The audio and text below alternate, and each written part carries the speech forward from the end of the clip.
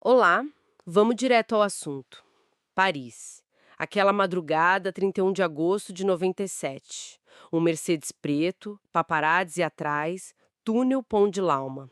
E o fim trágico que todo mundo conhece. Princesa Diana, Dodi Fayed, o motorista Henri Pot, mortos. Só o guarda-costas sobreviveu. Uma noite que, nossa, abalou o mundo. Exatamente. E desde aquele dia, paira a pergunta, né? Foi só um acidente, causado pela velocidade e pela perseguição, ou tem mais coisa aí? É isso que a gente vai tentar entender hoje, olhando para o material que a gente analisou, os relatórios oficiais, textos sobre a mídia, os paparazzi e, claro, as dúvidas que não calam. Isso. Vamos mergulhar nos detalhes das investigações, a francesa e a britânica, ver o que elas dizem. E também abordar essas perguntas que continuam, inclusive as levantadas pelo príncipe Harry, que estão documentadas aqui. Então a ideia é essa: separar os fatos conhecidos das perguntas que ainda ecoam, com base nessas fontes. Vamos começar pelo acidente em si. O que as investigações concluíram? Bom, os fatos básicos são que o Mercedes, um W140, estava bem rápido, né? Uns 105 quilômetros por hora, onde o limite era 50. Aí perdeu o controle e bateu feio no 13º pilar do túnel. O Dodi Fayed e o Henri Paul morreram na hora, ali mesmo. E a Diana foi levada para o hospital, mas infelizmente não resistiu. E as investigações formais, o que elas disseram sobre a causa? Olha, teve a investigação francesa, lá em 99, que acabou absolvendo os fotógrafos de invasão de privacidade. Quer dizer, alguns foram multados depois, mas não por causar o acidente diretamente. Certo, mas aí veio a investigação britânica, a Operação Paget. Essa foi bem mais longa, terminou só em 2008. E foi criada justamente para analisar todas as teorias, sabe? E a conclusão deles? Eles classificaram como homicídio culposo. Em inglês, unlawful killing. Homicídio culposo. E a culpa caiu em quem, principalmente? A conclusão apontou para negligência grave do motorista, o Henry Paul. Os exames confirmaram, um nível de álcool no sangue bem acima do permitido.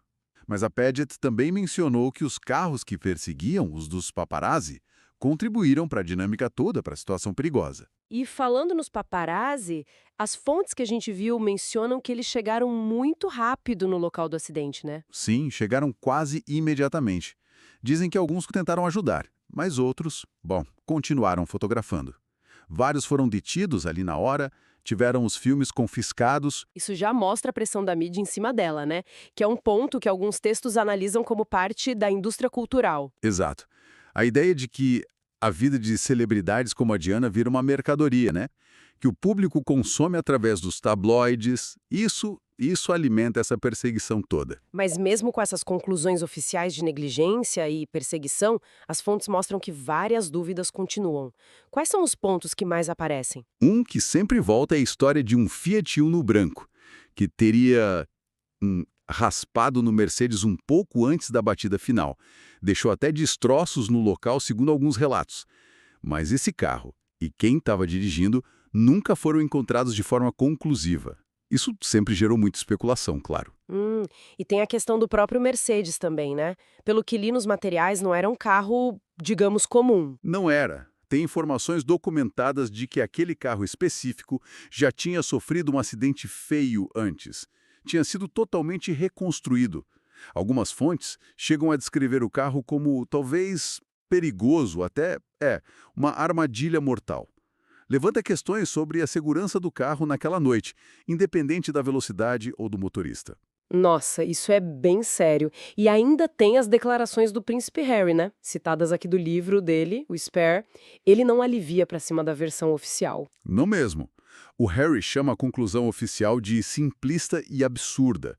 Ele questiona como o motorista, mesmo bêbado, teria perdido o controle daquele jeito num túnel que nem é tão longo assim e é reto. Ele questiona mais coisas, né? Sim, ele pergunta por que os paparazzis não foram presos de fato. Sugere que pode ter rolado corrupção e encobrimentos. E ele até afirma que ele e o Willem queriam reabrir a investigação, mas foram dissuadidos. Ouvi isso de alguém tão próximo, do filho dela. Realmente adiciona uma camada de complexidade, né?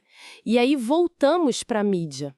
O caso de Ana realmente forçou um debate sobre ética, não foi? Com certeza. Foi um divisor de águas nesse debate sobre liberdade de imprensa versus direito à privacidade. Mas as fontes também fazem a gente pensar na nossa parte nisso tudo, do público. Como assim? Tem uma citação da Krista Smith em um dos textos que diz algo como: somos todos cúmplices de alguma forma. Quer dizer, o nosso interesse, o clique, a compra da revista, é isso que alimenta e financia essa busca incessante por imagens, essa perseguição. Entendi. Então, para a gente amarrar, de um lado, a versão oficial, uma tragédia causada por motorista negligente, embriagado, e a perseguição dos paparazzi.